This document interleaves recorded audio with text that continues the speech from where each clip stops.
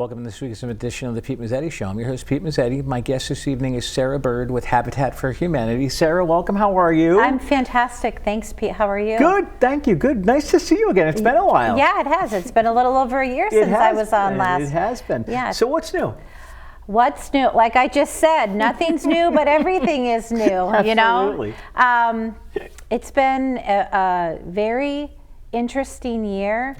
You know, operating as a nonprofit through a pandemic, Right. it's definitely was a trial by fire. Yeah. But the interesting part is it was one of our most successful years ever in terms of our fundraising efforts, our restore, and even our building efforts. We completed a build here in Westbrook. That's right. Yep. That's right. Yeah, so we started that in earnest last July under strict pandemic protocols for the safety of our staff and volunteers. Knock on wood, nobody got sick. None of our staff members, none of our volunteers on the job site or in the store, so that was amazing. And we finished the house. We actually are closing on it this week. The homeowners, closings are very different nowadays. Yep. So I closed last week with our lawyer. They close on Wednesday with their lawyer, and they become official homeowners. Oh, there you go. So, I think that's the last time I saw you. We talked about the project here in Westbrook. Yeah, we were just about to get it kicked off. That's right. That's right. Yeah. So how did things go with the project? It went really well. It was interesting. We started off with allowing 10 people on site. Everyone had to be masked. They had to wear work gloves.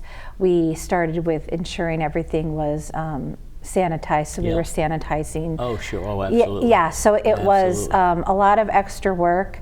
And it was really hot last summer. Oh, yeah. Remember, it was definitely not a rainy summer last summer. No, definitely not. Yeah, so there was definitely some challenges to overcome, but like I said, all went well. And then when our numbers spiked again in the fall, we went from 10 people on site to 5 people on site. Okay. And we still managed to finish within our time frame, which was excellent. And we actually worked real close with the lead company on this project. Yep. And they had a group of people out for 12 consecutive Saturdays. Oh, wow. And they did phenomenal work. I think they really helped to keep our the schedule really tight, and even when we had to relax our numbers or we had to take a week or two off because of all the exceptional work they did, it really worked out well for us. Absolutely. Now, when you guys do a build, what does it entail? It really depends. So for that build, that one, I've been on for so many years now. Right. But we started looking for a project in Westbrook really when I first became the executive director with Habitat, which was in 2015. My goal was to build on the shoreline. Okay. So we kind of put it out in the universe, and that's what we started working on as an affiliate. And then in 2016, we were awarded a $200,000 grant to build in Westbrook. Oh, wow. So from there, it actually took a lot of legwork to either find a home to renovate or property. We found property, and then with the support of another donor who purchased that property. So then from there, we look at the property and what it is that we're going to build on it. So all of that was figured out, and then lo and behold, the pandemic hit. Right. So we had started finding the homeowners in January of last year. Okay. Didn't actually secure a homeowner until September. Oh boy. It never ever has taken that long, but No. It definitely had a lot of hurdles to overcome. But so for this one, it is we built it on a concrete slab, 3-bedroom, 1 bath. Which is different for us. This is the first time we have not done a basement, but it's much more cost effective. Right. I think it's a model that we're going to be moving forward with. Okay. So we have ground up builds, and then the home we're actually working on right now in Middlefield is a renovation. So that house was a 100% complete gut on the inside. We had to do a lot of mold remediation. Okay. The roof needs to be redone. So all the outside work minus the roof is already done, and then it's just the inside work that's left. So it truly depends on what the project is and what goes into it. Exactly. Yeah. Now, you guys actually have a retail store as well. We do, yeah. So we have a Restore. It's called the Habitat Restore. It has been open since 2010. We have kept over, I believe it's like 5.3 million tons of waste out of landfills. Oh, wow. From what we have sold through the store, which is actually phenomenal. Mm-hmm. The store is it's a used home goods, so got it. We get, but it's also new, so we get a lot of corporate donations as well. So we take donations from private citizens, from corporations. We pick up, people deliver, or they drop them off to us. We clean them, we price them, we put them on the floor. It's open to the public. Yeah, last year was one of our second best years. Wow. Yeah, which is truly astronomical. I think with people home and doing home projects, yep. We were the place to be. Absolutely, yeah. Absolutely. Now, your store and your operations, how were those affected by COVID?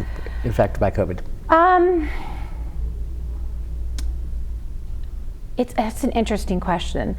So right before, actually the week before COVID hit, yep. I think it was like March 17th, we had just finished a move. So our offices used to be right next door, like attached to the Restore. Yep. We had moved our office down a couple doors. They had just finished that renovation project. Our furniture had been moved in. Thursday, we got all of our boxes over. Friday, we got word that the state was going to shut down. Mm-hmm. So for the office personnel, it didn't really affect a lot because we have 3 people on staff that work in the office. Okay. We had a lot of extra space. So there was some hybrid working. I'm not a good work at home person, so I have staff that didn't have the opportunity to work from home. Right. So I truly felt that it was important that I be there to support them. Right. If they had to be there, I was going to be there. Mm-hmm. So then we were shut down for, I think it was 11 weeks. And we could have opened a little earlier, but during the time we were shut down, we actually did a major store expansion and renovation. So when we reopened, it was like a grand reopening. And nice. Yeah, it was great. I actually think the last time I was here, mm-hmm. I might have been the week that we actually reopened. Might have been. Yeah, yes. I think so, yeah. Yeah. I'm thinking, I'm like, yeah, our hours were decreased. There are definitely things that have changed in the store. Our cleaning practices are much more strict. Right. Our donations all get put into, we have like a big storage container in the back that people drop them off in. Oh, okay. So, there's a limited amount of people that are allowed in the back. However, as restrictions lifted, we lifted them. Kind of like we were talking earlier, we're not going to be checking people when they walk in right. if they're vaccinated. Absolutely. So, when we started off, we had a limited amount of volunteers that came back, and we only allowed long-term volunteers back. But now anybody could come back and volunteer. Yep. Yeah, so it was a little different, but not so much different. And like I said, we had one of our best years ever. Absolutely. Yeah. Now, as far as hours of operation for the store, what are they? The store is open from 10 to 4, Wednesday through Saturday. Okay. They take donations in the store from 10 to 2, or you can call the store to set up a donation pickup. They pick up all sorts of, they take donations of all sorts of things. You can go online and see. One of the biggest new things that we're doing is a holiday pop-up shop. So starting, yeah, I know, it's a little weird. So there's a store in Missouri that has a big holiday kickoff after Thanksgiving, and sure. I was looking for something else. You go on Google for one thing and you end up finding 10,000 other things. Absolutely. Yeah. So I went down the Google rabbit hole and I found that this Restore does this big holiday. It's a one-day shop, but That's not enough for us, so we decided to do a 2-month holiday pop-up shop in our store. So now we're doing a holiday, like huge push for holiday donation All right. decorations. So if you have holiday decorations, give us a call. We'll come and get them. You can drop them off. So that starts November 3rd through December 31st. Okay. Yeah. Now, as far as now, if somebody wants to make a donation or has a donation for you, do you guys go get it, or does this person bring it to you? We could do both. Okay. So we can pick it up if it's something that they can't bring to us. We pick up in Middlesex County. They could call the store. That number is 860-788-6483. Okay. It's an automated system. Just listen to it. You want to go to the donation pickup line. Yep. I should say, with the increase in real estate sales, they have been incredibly busy. When our restore manager gets back in the store on a Tuesday, she typically has well over 100 calls to get back to, and she calls them back in the order they came in. So it's definitely like, call us today, we can pick it up tomorrow. That's not going to happen. Right, no. So give us a call, and unless you can bring it in, then you can bring it in. The address is 34 Shunpike Road. We're in Cromwell. You can't miss us. Go around the back. There's a big sign on the storage container that says, drop your donations off here. I literally think that's what it says. Absolutely. Yeah. Now, how do you guys obviously do fundraising throughout the year. How's that been effective with the pandemic? So we didn't do any live fundraising events last year.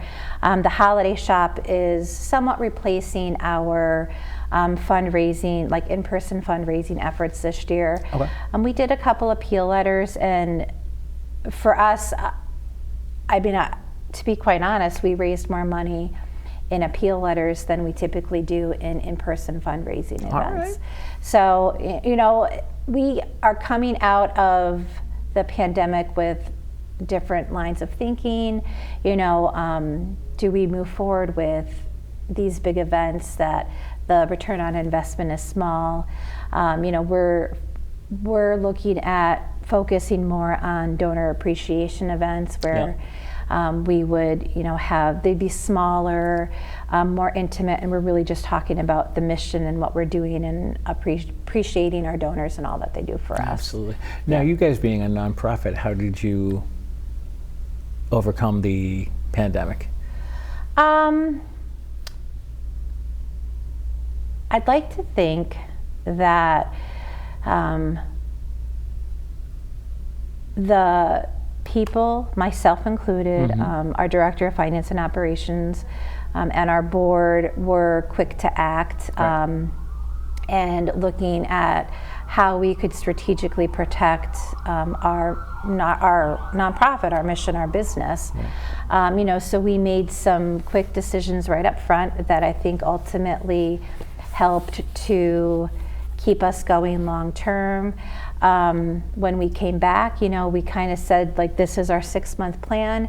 If things are not going how we think they're going to be going, we're going to have to revisit it and make some tough decisions. I mean, fortunately for us, that never came to be.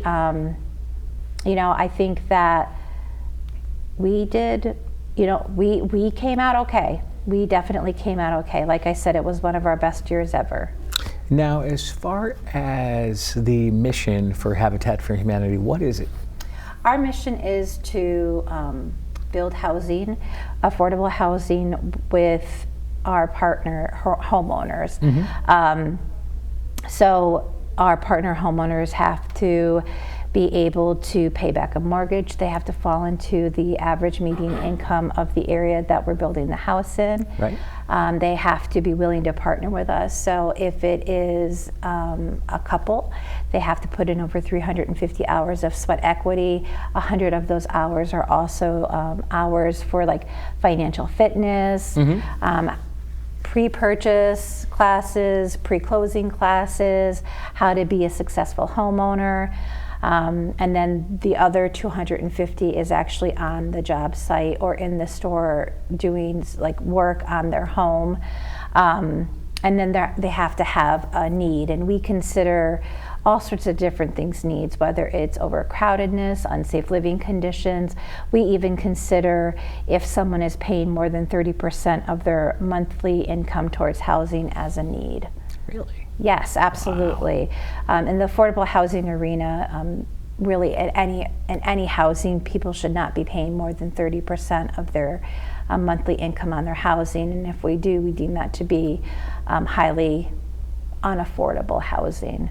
So the goal is for us to keep our homeowners under 30%. So even when we are working on their mortgage, our homeowners, we sell our homes at the appraised value of the home, which typically ends up, well, it's always, market rate. So we sell our homes at market rate. The way that we do it to make it affordable is we have 2 different mortgages. Okay. The first mortgage is the one that the homeowner is going to pay back on, and that's determined by really what is 30% of their monthly income. Okay. And then we look at their major monthly housing expenses that are going to go into that. And then the second one is silent. At the end of the 5th year, they start to have it forgiven. So by 30 years, the second one has been forgiven and they've paid on the first one, and that's how we keep it affordable. So an everyday house that you and I would buy, we just look at how we can make it affordable. Exactly. Sarah, would you mind sticking around for another segment? Yeah, absolutely. All right, we'll be right back. Each year, there are more than a dozen significant tropical and winter storms that threaten the East Coast. So chances are there will be more hurricanes and blizzards near here again. And between school, sports, and social lives, chances are you won't be with your kids when it happens. Will they know what to do? Ready.gov/kids has all the educational tools and information to make the conversation easy. When the time comes, chances are they'll feel prepared, not scared. So talk with your family today. COVID-19 has changed how we spend weekends with the girls. Now it's time to take the first step that lets us get back to brunching instead of late-night munching. Before we can safely come together, we need the facts. As COVID-19 vaccines become available, you may have questions. Should I get it? Is it safe? Should I wait? It's okay to have questions. Now get the facts at getvaccineanswers.org so you can make an informed decision when vaccines are available to you. Welcome back to this week's edition of the Pete Mezzetti Show. I'm Pete Mezzetti, sitting here with Sarah Bird from Habitat for Humanity. Sarah, welcome back. Thanks. Thank you. Yeah. Sarah, I know we were talking during the break. You have job openings. We do. Talk to me. Yeah, so we have, currently we have 2 job openings. We have a job opening for a brand ambassador. That person works in our restore. It's about a 30 to 35 hour a week job. Okay. They go out on the truck. They are picking up the donations. So they're, real frontline employees of ours who are interacting with our donors every single day. And then we have a construction site supervisor position, which is another, I'd say 30 to 35 hour a week job. This position is on the job site, working directly with the volunteers building the house. Cool. So, yeah, absolutely. Very cool. Yep. And if people want more information on the job openings, they can just go to the website? Yep, they could go to our website. They could reach out to me. My direct line is 860-398-6485. Okay. It's on our Facebook page for the truck ambassador. The construction site supervisor one isn't posted yet, so that's like breaking news. Gotcha. That we have this position open. All right. So they could definitely reach out to me for that. Okay. And the construction site supervisor will be working on our Middlefield project. Oh, nice. Yeah. What other types of projects do we got coming up with Habitat? So like I said, we have the Middlefield project. This is our second veterans build. Mm-hmm. We are working with a lovely couple. He just recently got out of the military, out of his time in service.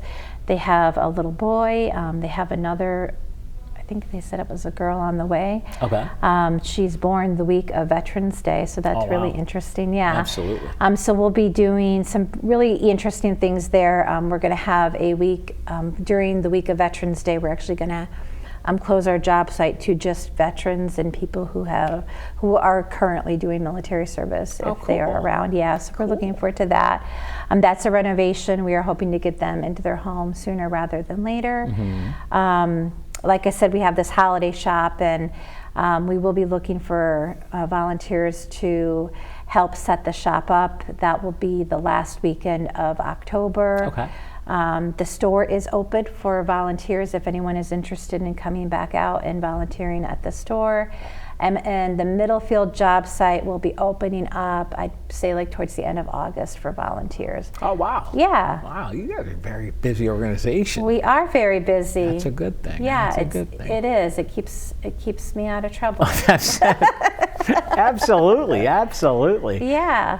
And, it's good because, if you look at all of the stats coming out right now, housing is, there's a lot of people talking about housing because there's a real estate boom going on. I mean, last month, and these numbers just came out 4 days ago, the median sale price of a house was $363,000, which is not affordable by any stretch of the imagination. Absolutely not. So the work that we're doing is definitely needed because, with prices like that, even middle class potential homeowners are being priced out of the market. Absolutely. And then just recently, the National Low Income Housing Coalition released their 2021 Out of Reach report, and they were talking about, did you see this at all? No.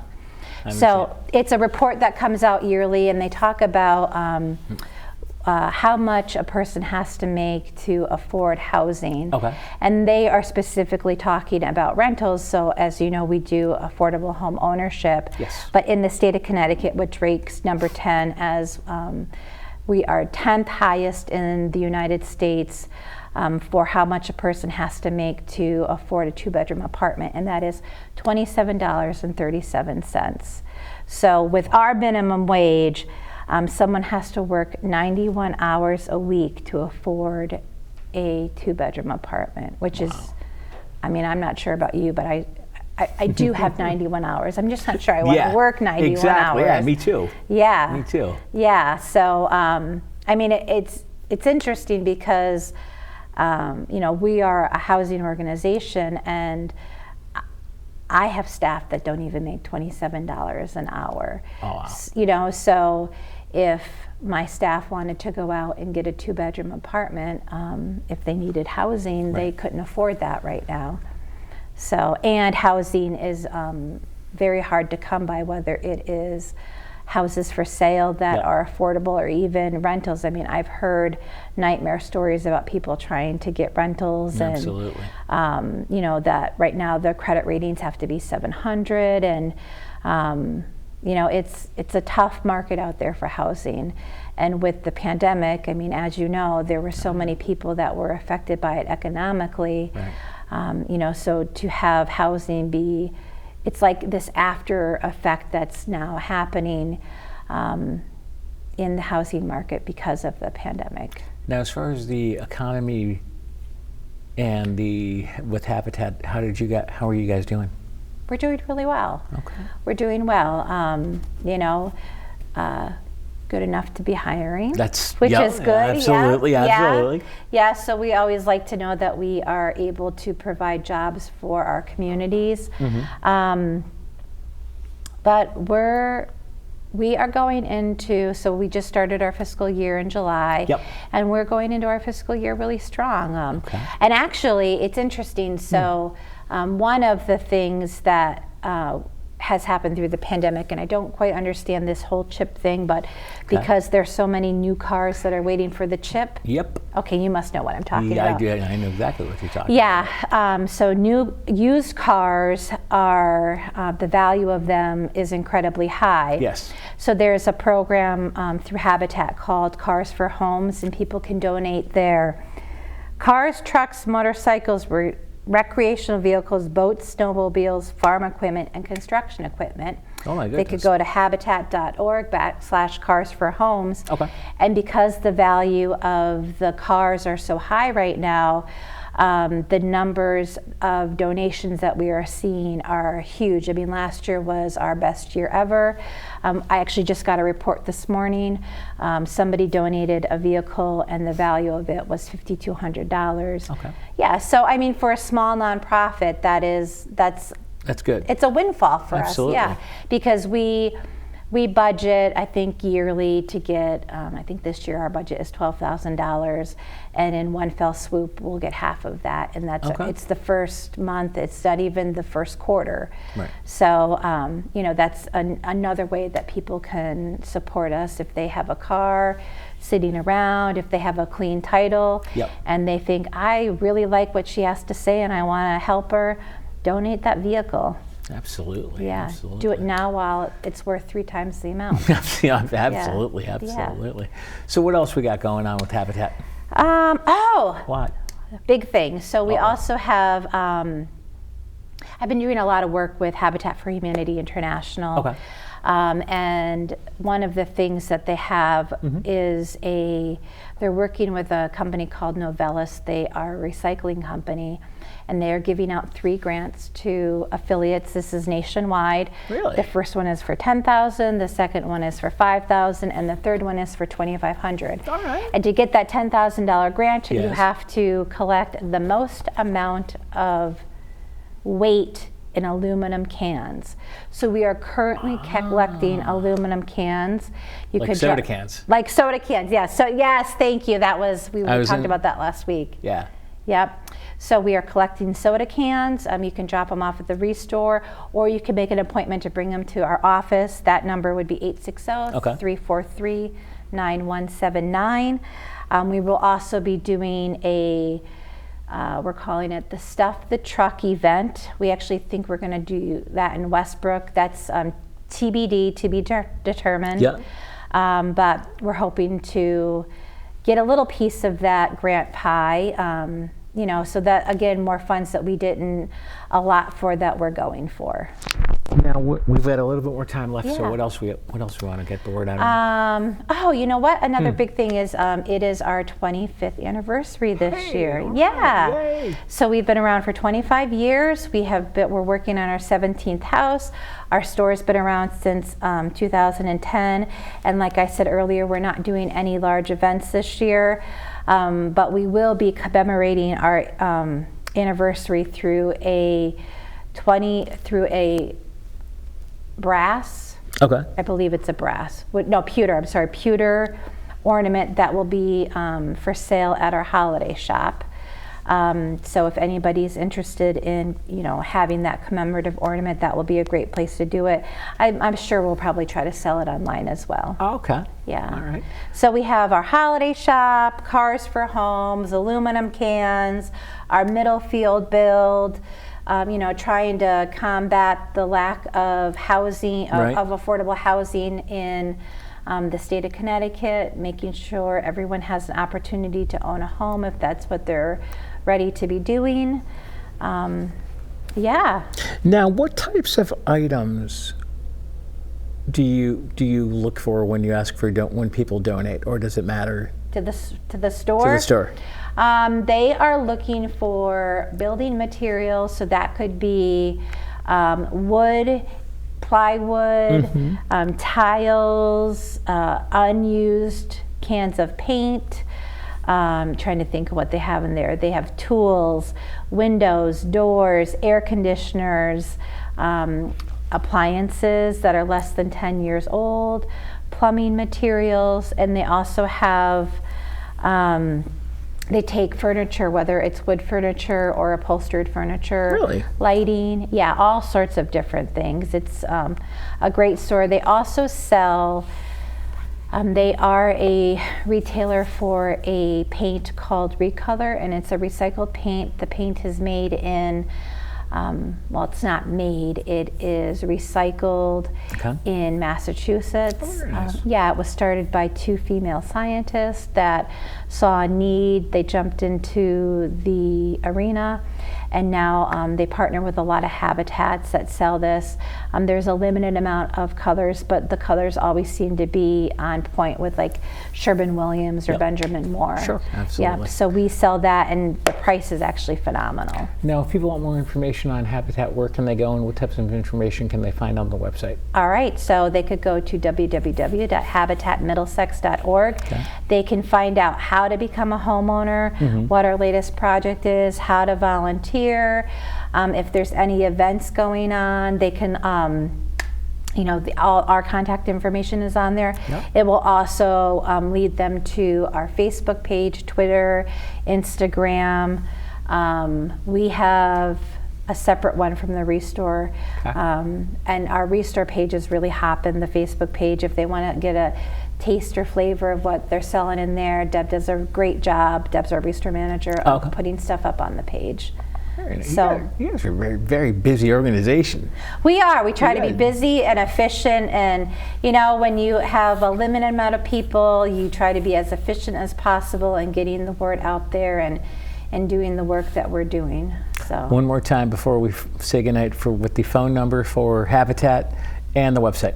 all right, www.habitatmiddlesex.org, 860-343-9179. All right. Thanks. Sarah Pete. Bird from Habitat for Humanity, thanks for some time. Hopefully we'll see you again soon. Yeah, absolutely. Excellent. Thank you. Thank you. On behalf of Sarah Bird, I'm Pete Mezzetti. Thanks, good night, and we'll see you next time.